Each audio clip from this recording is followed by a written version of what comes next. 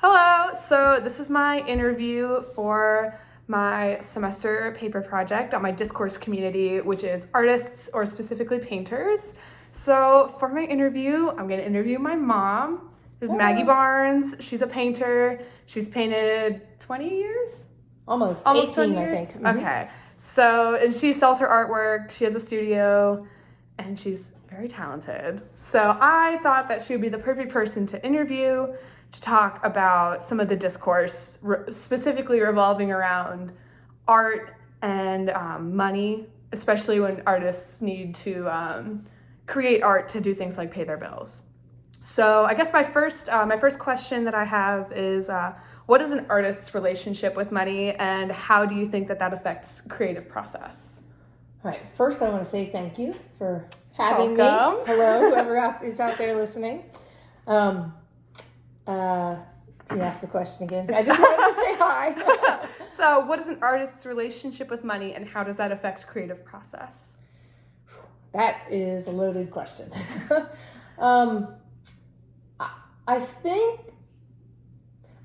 think the first thing that comes to mind is the idea of starving artist, and that has become sort of a part of the discourse. That phrase of what it means to be an artist. And the truth is, you really can be a very hardworking artist that shows up day to day, making a schedule for yourself, and learning and fine tuning your skills, and finding an audience, and all of those things. There are so many different parts that it does sometimes get difficult between the trying to figure out the part to make money and the still staying fresh and relative, and also speaking to your own creative voice. How do you think that affects your creative process, since art is something that you rely on money for?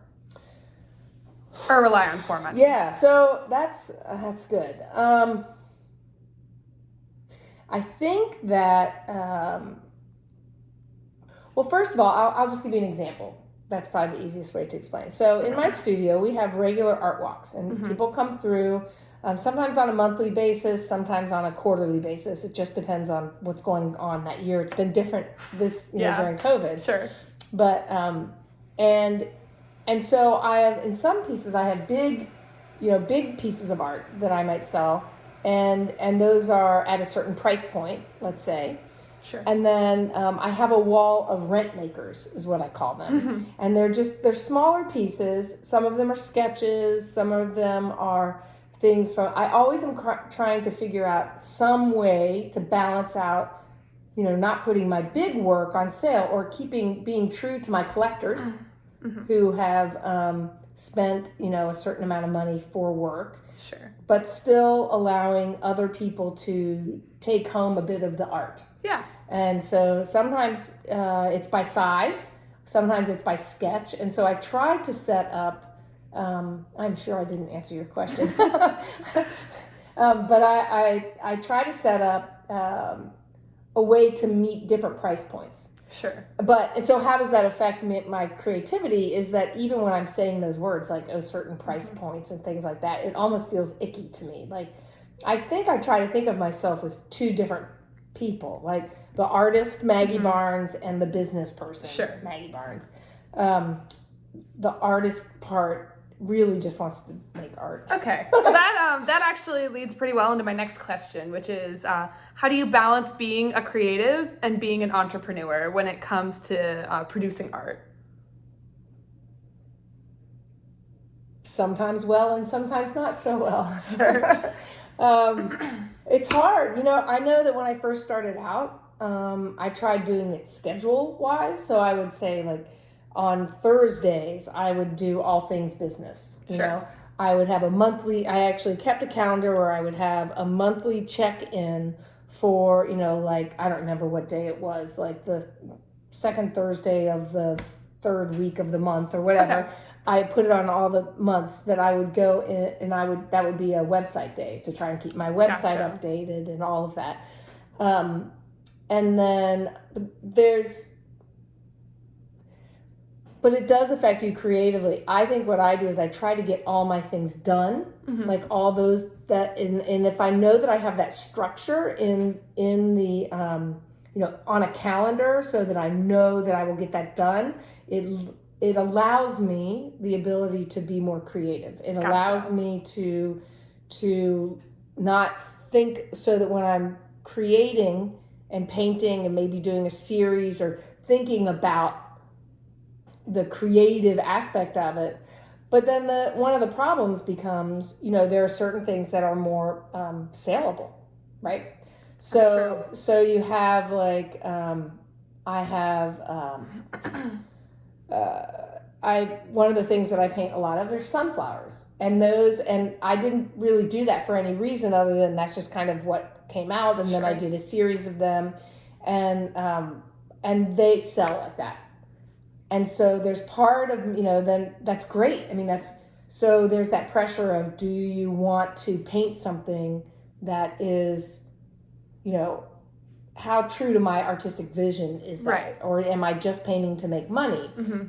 But there has to be a little bit of that, because you have to pay the bills. Right. You have to pay rent.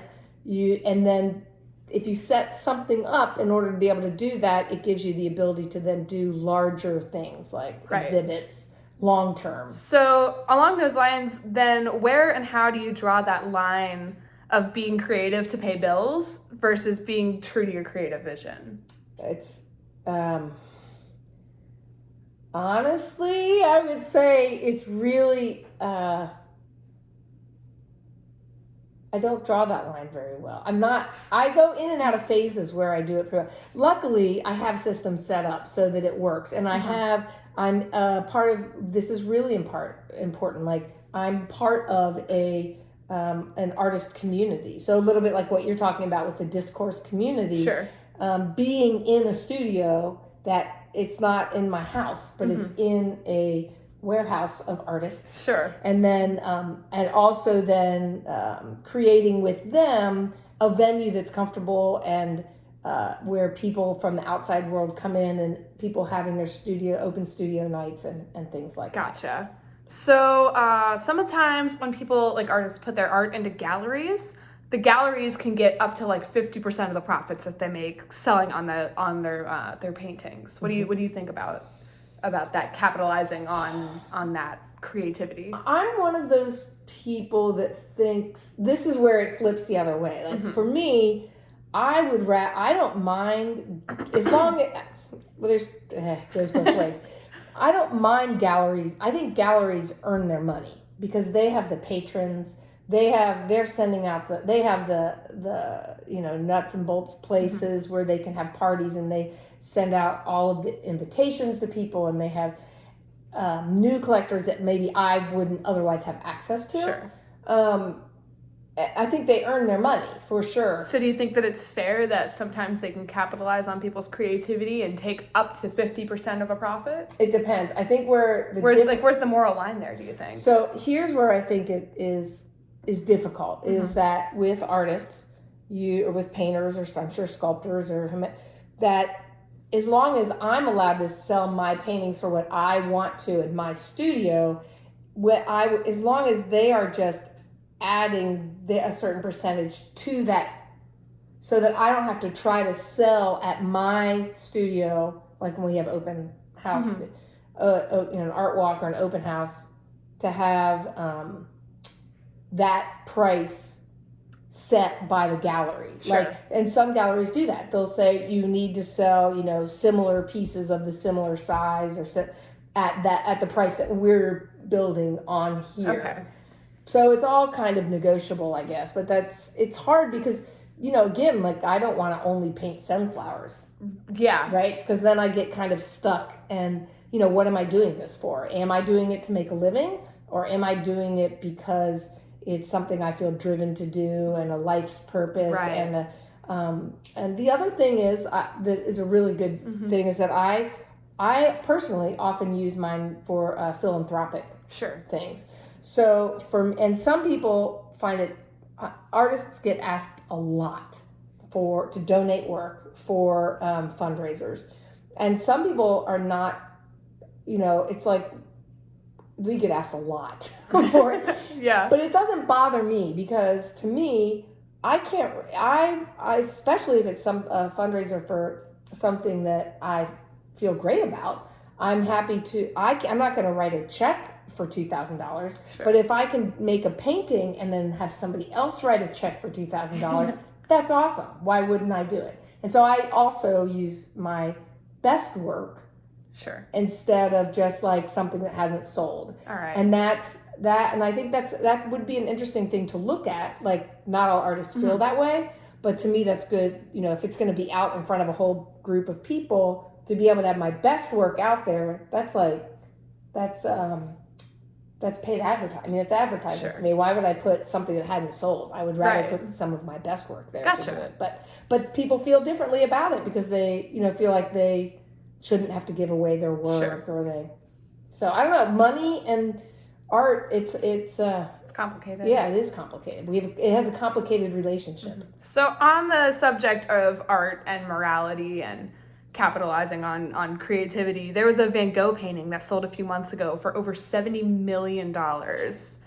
What do you think are the moral implications of selling his art posthumously for so much money?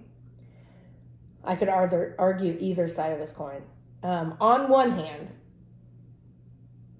as the artist, I mean, and he only sold one painting in his life. Right. So not for very much money either. No, and so should a certain part of that go back to the family or to the museum that I think his grandson or somebody isn't, does any money go to that? I don't know. I'm sure that it probably sold at Christie's or Sotheby's or somebody the auction house. I'm sure they make a big chunk of change on that too.